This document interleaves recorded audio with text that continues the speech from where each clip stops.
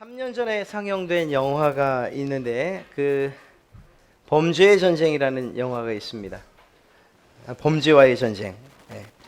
제목뿐만 아니라 그 포스터를 보면 아주 비장한, 그래서 무슨 일이 탁 터질 것 같은 그런 느낌이 훨씬 풍겼던 그런 기억이 있습니다. 아마도 끝장을 내버리라라는 그러한 마음과 각오로 그런 의지가 담겨서 그렇게 느낌을 받았지 않았는가. 여러분, 예전에는요, 이웃 사촌이란 얘기를 하는 게 그렇게 어렵지 않았어요. 어색하지도 않았고요. 그런데 요즘은 그런 말 하기가 그렇게 쉽지 않습니다. 오히려 이웃과의 전쟁, 이 말이 더 친근하게 느껴지기까지 합니다. 층간소음, 주차, 흡연, 애완동물, 쓰레기 등등 여러 가지 이유 때문에 이웃과의 분쟁 요소가 되는 그러한 시대입니다. 실제로 이런 문제 때문에 단지 다투고 싸우는 것뿐만 아니라 더 큰 일, 정말 사건으로, 범죄로 이어진 이런 경우가 너무나도 많죠. 이웃과의 단절 혹은 소통이 필요하다고 말합니다. 하지만 그것이 우리 마음대로 되지 않는 것, 그런 세상, 그것이 바로 우리가 지금 살고 있는 세상입니다. 이런 세상에서 그리스도인인 나는 과연 어떤 이웃으로 살고 있고 또 어떤 모습으로 다른 이들에게 비춰지고 있을까 한번 생각해 볼 일인 것입니다. 오늘 여러분과 함께 읽은 본문 말씀은 우리가 잘 알고 있는 예수님의 비유라고 말하지만 실제적으로는 이것이 비유가 아닐 확률이 높습니다. 그 당시에 빈번히 일어났던 사건들 가운데 하나로 봐도 무방할 것입니다. 안타깝게도 이 말씀이 오늘날 우리의 삶 속에 큰 영향을 미치지 못하는 그 이유가 뭘까? 과연 이 말씀의 내용이나 의미를 몰라서일까? 아니라는 것입니다. 오히려 말씀에 대한 우리의 결단이 없기 때문이 아닐까? 다시 한번 이 말씀을 우리의 마음에 새기며 참된 이웃 그리고 선한 이웃으로 살기를 다짐하는 귀하고 복된 시간 되시기를 주님의 이름으로 축복합니다. 오늘 제목으로 삼은 질문, 누가 나의 이웃입니까? 그러면 내 이웃이 누구입니까? 이것은 율법사의 질문이었습니다. 하나님의 법을 공부하고 연구하는, 그래서 율법에 대해서는 모르는 것이 없는 한 사람, 율법사가 예수님을 찾아옵니다. 그리고 예수님에게 묻지요. 선생님, 내가 무엇을 하여야 영생을 얻겠습니까? 그의 질문은 사실 모든 사람이 가지고 있는 매우 근본적이고 그리고 중요한 질문이에요. 오히려 이런 질문을 하지 않는 그것이 더 이상한 일이죠. 누구나 한 번쯤은 물어볼 만한 그런 질문이었다는 것입니다. 그러나 안타깝게도 예수님께 이 질문을 던진 율법사의 의도가 결코 순수하지 않았습니다. 예수님께서 그 질문에 대해서 어떤 한 가지 혹은 두 가지 지켜야 할 율법에 대해서 이야기하기만 해라. 그러면 내가 그것을 꼬투리 잡아서 예수님을 시험해 봐야지. 이런 마음이 있었기 때문입니다. 그의 대답은 율법사로서 교만함도 사실은 담고 있었어요. 무슨 말인가 하면 나는 율법사다. 율법을 충분히 알고 있다. 그렇기 때문에 영생을 얻기에 충분하다. 이러한 교만이 그에게 있었던 거죠. 예수님은 이러한 율법사의 의도를 아셨기 때문에 다음 질문을 합니다. 율법에 무엇이라고 기록되어 있고 너는 그것을 어떻게 읽었느냐? 아주 용수철처럼 대답해요. 그렇게 묻자마자 내 마음을 다하며 목숨을 다하며 힘을 다하며 뜻을 다하여 주 너의 하나님을 사랑하고 또한 내 이웃을 내 자신과 같이 사랑하라고 그렇게 했습니다. 여러분, 이것은 정말 늘 보는 말씀, 늘 묵상하는 말씀, 늘 알고 있었던 말씀, 연구하는 말씀이었기 때문에 최소한 지식적으로, 그래서 예수님이 묻자마자 그냥 툭 튀어나온 거예요. 결코 대답하는 것이 어렵지 않았습니다. 의기양양하게 율법사는 주님에게 대답을 했던 거죠. 주님이 또 묻습니다. 내 대답이 그 말이 옳다. 그리고 나서 뭐라고 하죠? 그것을 행해라. 그러면 살 것이다. 영생을 얻게 될 것이다. 이렇게 말하죠. 이 말이 도대체 뭘 말하는 걸까요? 네가 영생을 얻었다고 생각하지만 착각하지 말아라. 이러한 이야기와 같은 거죠. 예수님께서 그의 대답에 일단 긍정적으로 칭찬을 하셨습니다. 옳다고. 그러나 곧 이어서 그의 행함 없음을 지적하셨고 그 말을 좀 노골적으로 하면 너 알면서도 왜 그 일을 행하지 않는 것이지? 라는 이러한 질문을 던진 거예요. 예수님을 시험하러 왔다. 오히려 한 방 얻어맞지요. 그러자 율법사는 자신이 질문했던 문제의 본질을 조금 회피하며 자기 변호와 자기 정당화에 나섭니다. 그래서 이렇게 말합니다. 그러면 내 이웃이 누굽니까? 그러면 내 이웃이 누굽니까? 사실 이러한 대답의 의미는 이거예요. 그 안에 담겨 있는 내용은 그래도 내가 명색이 율법사인데 하나님 사랑하는 그건 아시겠죠? 또 사실 내가 웬만한 이웃들은 다 사랑하고 살았다고 내가 자부할 수 있는 그런 사람입니다. 내가 이웃이 누굽니까? 이렇게 자기 자랑하는 그런 대답을 한 것이죠. 틀린 말이 아니에요. 율법사가 실제적으로 하나님을 사랑하고 또 그 말씀에 있는 것처럼 이웃을 사랑했을 거라고 저는 믿어요. 그렇지 않고서야 이렇게 담대히 예수님 앞에 와서 질문할 수 있겠습니까? 그렇다면 뭐가 문제일까요? 예수님의 대답과 질문에도 문제가 없고 율법사의 질문과 대답에도 문제가 없어요. 그렇다면 오늘 이 말씀을 통해서 우리가 깨달아야 하는 것, 알아야 되는 건 도대체 뭐냐 하는 거예요. 여러분, 율법사 그의 대답에 문제 없었습니다. 그런데 한 가지 문제가 있었던 것이 무엇이냐면 율법사가 자기 스스로 정했던 이웃의 범주에 문제가 있었어요. 이웃의 범위. 이 무슨 말인가 하면요. 당시 율법사들이 하던 이야기를 제가 그대로 여러분에게 전달해드리면 무엇을 말하는지, 제가 무엇을 말하려는지 잘 알 수 있으실 겁니다.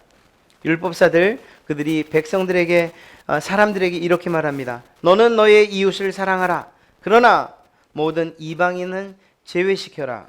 왜냐하면 그들은 우리의 이웃이 아니기 때문이다. 오직 우리의 이웃은 우리 민족과 신앙을 가진 자이다. 실제로 그렇게 율법사들이 얘기를 했어요. 그리고 가르쳤어요. 그 사실이 어떻게 드러나죠? 사마리아라고 하는 지역을 돌아다닐 지경으로. 그곳을 질러가면 굉장히 빠르게 갈 수 있는 지름길이었음에도 불구하고 사마리아라고 하는 그 지역을 통과하고 싶지 않아서 먼 곳으로 돌아서 다니던 이스라엘 사람들이었어요. 왜? 사마리아 사람들을 이방인 취급했기 때문에요. 성경에도 이야기하잖아요. 이방인들을 어떻게 취급했다고요? 개처럼 여겼다고요. 그것이 이스라엘 사람들의 사고의 방식이었어요.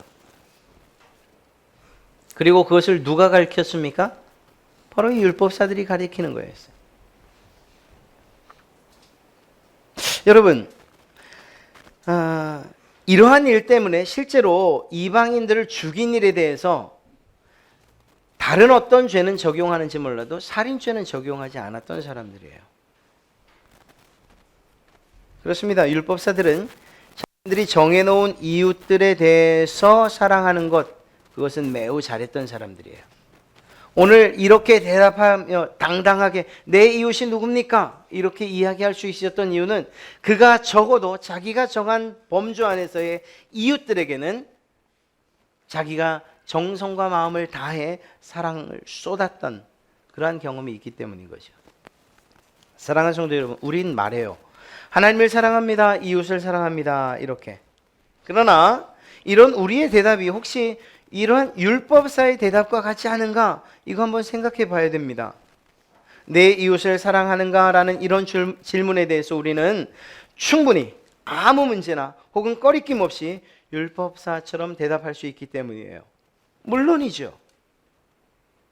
제가 그 명령을 잘 알고 있는데 당연히 지켜야 되죠. 뭐 내가 모르는 이웃도 있나요? 내가 돌보지 않고 사랑하지 않는 이웃도 있나요? 혹시 그런 이웃이 있다면 말씀해 주시겠어요? 내 이웃이 누군지? 누구의 얘기입니까? 바로 우리의 얘기예요. 제가 그렇게 얘기하고 있는 거예요. 여러분, 우리가 이웃이라고 말하는 그 사람들, 혹시 우리가 정한 그 범주와 테두리 안에 있는 그 사람들 아닙니까? 굳이 예를 들면 혈연적으로 가까이 있는 사람들, 그들만 이웃으로, 혹은 내 집 주변에 있는 사람들, 혹은 학연이나 혹은 지연으로, 이렇게 내가 알고 있는 사람들만 이웃의 범주에 두시는 것 아니에요? 그것을 벗어나 있는 사람들은 이웃처럼 생각하지 않는 거죠. 이웃이 될 수 없다고 생각하는 거죠. 주님은 이런 생각을 가지고 있는 율법사와 그리고 우리에게 오늘 말씀을 통해서 이야기하시는 거예요. 우리가 아닌 하나님께서 말씀하시는 이웃이 누구인가 주님이 알려주고 계신 것이지요. 우리가 잘 알고 있는 이 선한 사마리아인의 이야기를 통해서 말이에요. 여러분, 율법사의 이러한 함정 있는 질문을 들으신 예수님께서 말씀하시기 시작하십니다. 우리가 흔히 비유라고 말하지만 아까 얘기했던 것처럼 실제로 빈번하게 있었던 일들 가운데 하나예요. 그래서 예수님의 이 이야기를 듣는 많은 주변에 있는 사람들, 특히 율법사는 이게 뭘 말하는지 충분히 알고도 남는 일이었어요. 그 이야기가 무엇이었습니까? 어떤 사람이 예루살렘에서 여리고로 내려가다가 강도를 만났습니다. 강도는 그 사람의 옷을 다 벗기고 때려서 거의 죽음에 이를 지경까지 만들어 놓고 도망가 버렸다는 거예요. 예루살렘에서 여리고는 약 30km 정도 됩니다. 실제로 그 길은 매우 험하고 강도를 자주 만나는 곳이었다고 해요. 자, 어찌되었거나 강도 만난 이 사람의 처지는 다른 누군가의 도움이 아니고서는 죽을 수밖에 없는 그런 상황이었습니다. 그렇죠?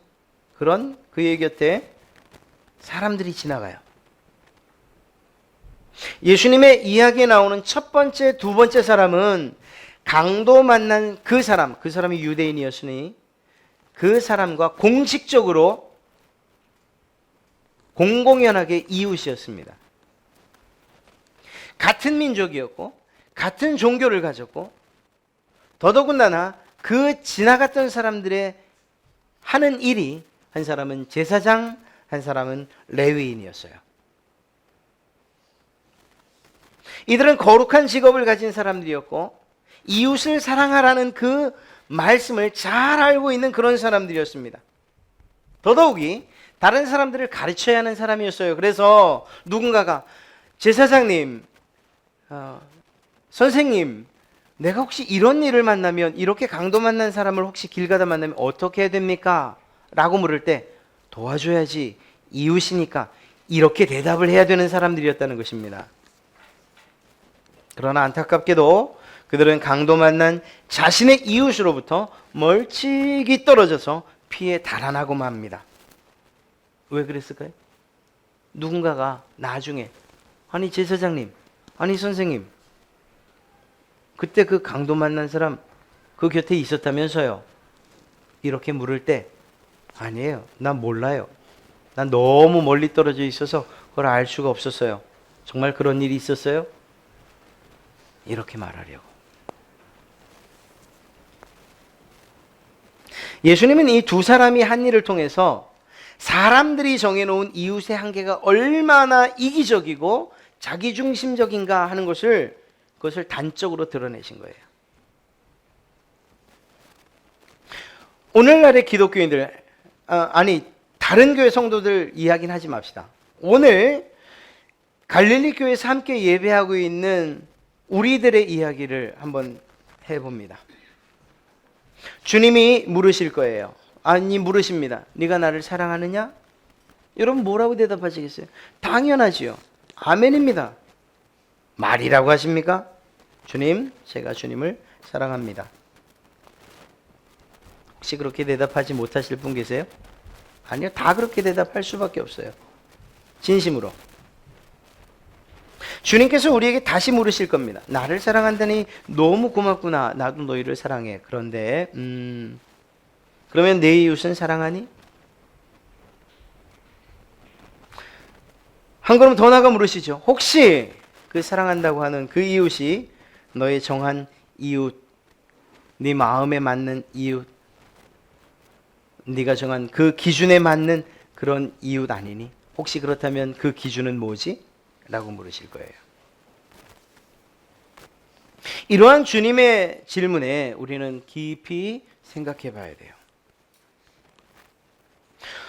혹시 나의 사랑이, 우리의 사랑이 그럴 만한 가치가 있는 사람만 골라서 하는 그런 사랑은 아닌가?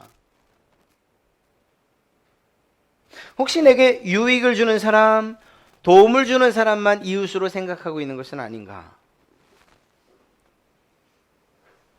혹시 좀 멀리 있어야 이웃이라고 혹시 생각하십니까? 너무 가까이 있으면 이웃 같지 않으세요? 사실은 이거 정말 깊이 있게 생각해 봐야 됩니다. 여러분, 가까이 있는 가족, 특별히 아내와 자녀들, 이 사람들은 이웃으로 생각되지 않으시진 않겠지요? 그들도 우리가 사랑해야 할 가장 가까운 이웃이에요. 아, 이웃 그러면 그저 멀리 있는 사람. 아닙니다. 혹시 잘생기고 이뻐야만 혹시 이웃이라고 생각하십니까? 그럼 못생기면 무시하시나요? 혹시 능력이 있어야 이웃이 될 자격이 있다고 여기진 않으십니까? 그러면 무능하면 이웃으로 취급하지 않아도 되는 겁니까? 나와 관계 있는 사람일 때만 이웃인가요? 나와 관계 없는 사람은 무시당해도 된다고 생각하시나요? 사랑해야 할 이웃의 기준이 모두 내게 있는 것은 아닌가?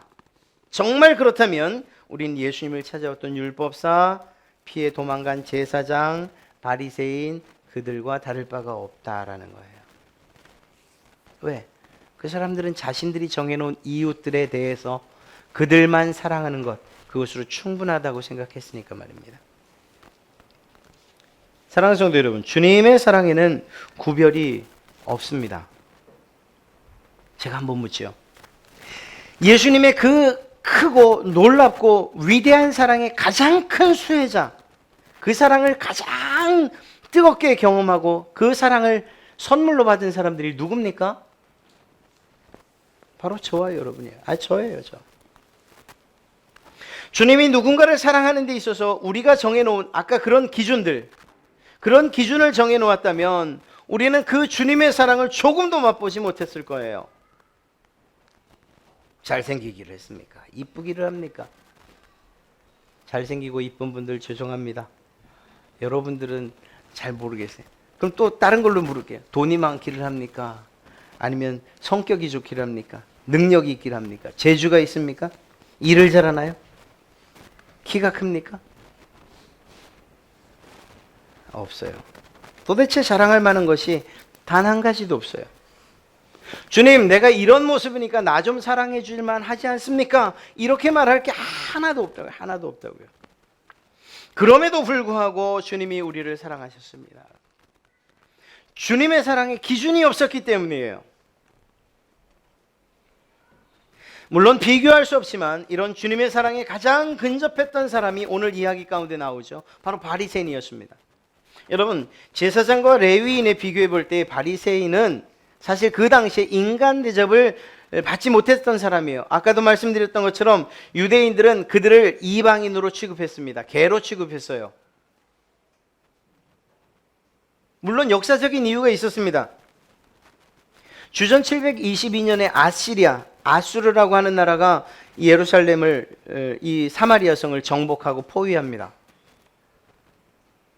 그리고 그 아수르의 식민지 정책은 어떤 것이었는가 하면 로마와는 정반대였어요. 혹은 바벨론과도 정반대였어요. 바벨론이나 로마는 그 나라의 종교 혹은 문화를 인정했어요. 그대로 유지시켜 갔어요. 그런데 아시리아는 그러지 않았어요. 아주 철저하게 파괴했어요. 마치 일제가 우리의 민족혼을 다 빼앗아가기 위해서 말도 바꾸고 이름도 바꿨던 그런 식으로 말이에요. 이 아시리아는 한 수 더 떴어요. 사마리아 성에 사는 사람들 데리고 아시리아로 데리고 가요. 아시리아에 있는 본토민들 사마리아 성에다가. 그래서 결국 어떻게 됩니까? 혼혈민족이 되어버린 말이에요. 이 사건 때문에 이스라엘 백성들이 사마리아 사람들을 볼 때에 너희는 민족성도 잊어버리고 더더군다나 신앙마저 그렇게 혼탁해진 그런 사람들 아니냐. 원래 사마리아가 이스라엘 사람들이었잖아요. 같은 민족이에요. 같은 민족. 같은 민족이었음에도 불구하고 단지 아시리아라고 하는 그 나라의 정복을 당했고 어쩔 수 없는 상황 가운데, 물론 그들의 죄 때문이었지만 그런 상황 가운데에서 벌어진 결과를 가지고서 너희는 이방인이다. 그리고 그것이 700년 지나도록 그 생각이 조금도 변하지 않았던 거예요. 사마리아 사람들 입장에서 보면 참 억울할 수도 있는 일이죠. 그들의 조상들의 죄 때문에 결국 이방인들 취급당하고 개처럼 여김을 당했으니까 말이에요. 여러분, 오늘 이 사마리아 사람이 강도 만난 그 사람을 발견합니다. 그 사람이 유대인이라는 것을 알았어요. 오히려 홀가분하게 그냥 내버려둔 채 자기 갈 길 갈 수 있었어요. 누가 뭐라고 하잖아요. 누가 책망하지 않아요. 그래, 잘했어. 이렇게 이야기할 수도 있어요. 그런데 그는 강도 만난 사람을 보고 그 마음에 불쌍히 여기는 마음이 생깁니다. 뿐만 아니라 기름과 포도주를 상처에 붓고 싸매줍니다. 그리고 그를 짐승에 태워 주막으로 데려가고 그곳에서 돌봐주고 자기의 갈 길 갑니다. 그러면서 마지막에 또 이야기하죠.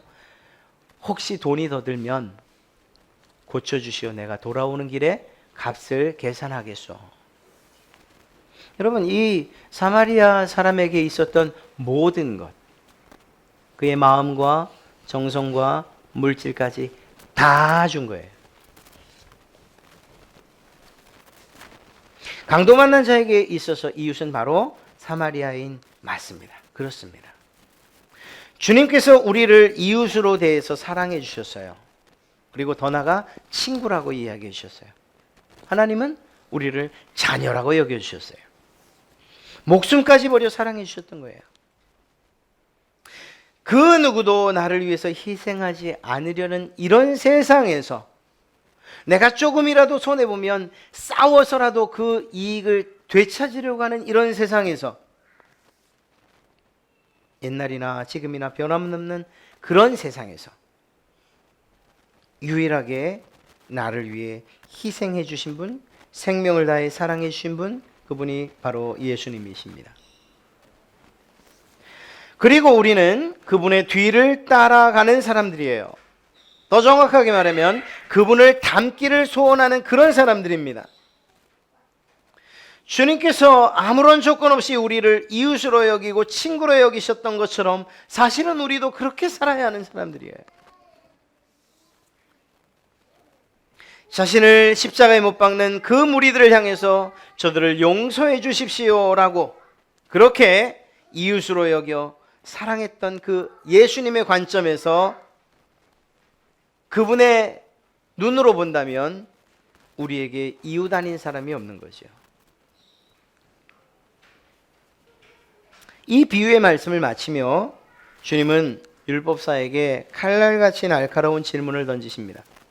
정말 조금이라도 찔리면 베일 것 같은 그런 질문이었어요. 너는 지금까지 쭉 이야기해온 그 율법사를 향해서 너는 이 세 사람 중에 누가 강도를 만난 사람에게 이웃이 되었다고 생각하느냐? 여러분, 이 질문을 이렇게 하지 않으셨어요. 셋 가운데 누가 강도 만난 사람의 이웃이었냐? 이렇게 말하지 않았어요. 똑같은 것 같은데 아니요, 완전히 다른 거예요. 누가 이웃이었냐 물으면 그 앞서 지나갔던 제사장이 이웃이었고 바리새인이 이웃이었어요. 사마리아인은 이웃이 되지 않아도 될 사람이었어요. 주님은 그 질문을 누가 이웃이었냐가 아니고 누가 이웃이 되었느냐라고 물으셨어요. 여러분, 이웃은 정해져 있는 게 아니에요. 너는 내 이웃이고 너는 내 이웃이 아니야, 이렇게 말할 수 없다는 거예요.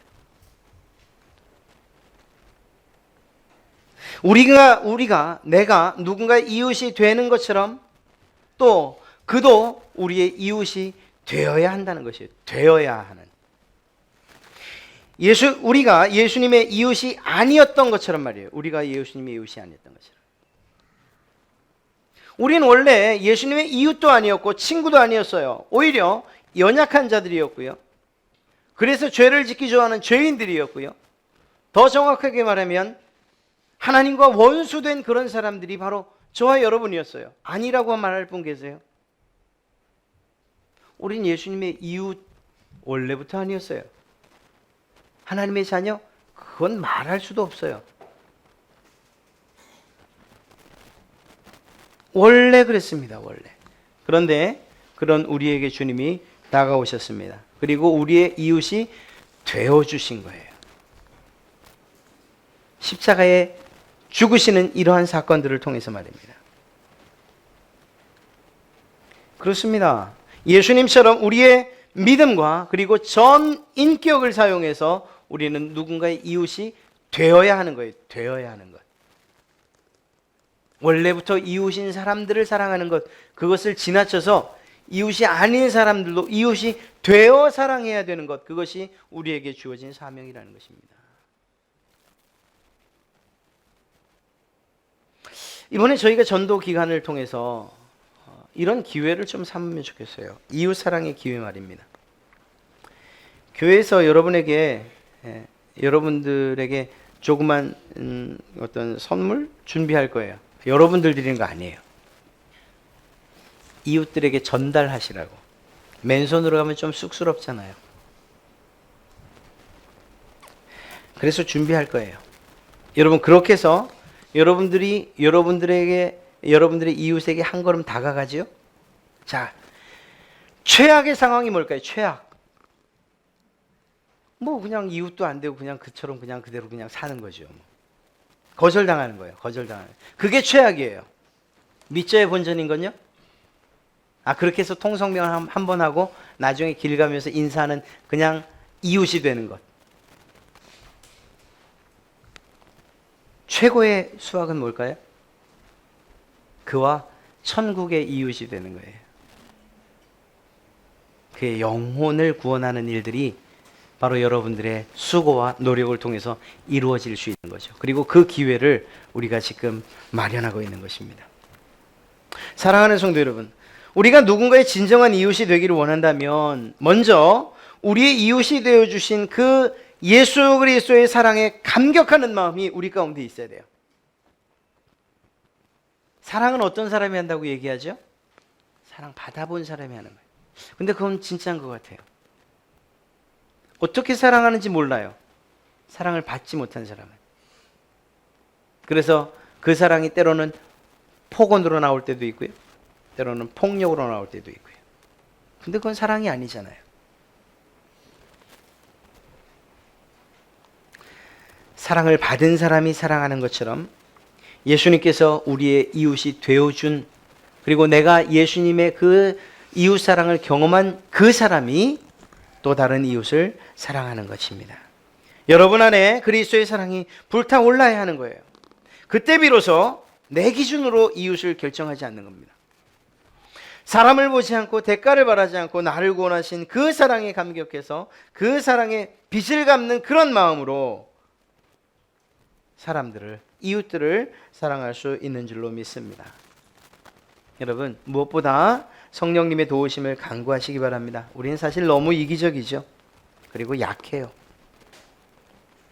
우리의 힘과 능력으론 남을 돕기는커녕 사실 나 혼자도 스스로 설 수 없는 그런 사람들입니다. 왜요? 우린 하나님 앞에서 사실 죄 많은 사람들이잖아요. 성령님께서 주시는 힘과 능력으로만 우리의 이웃들을 사랑하는 것, 그것이 가능할 줄로 믿습니다.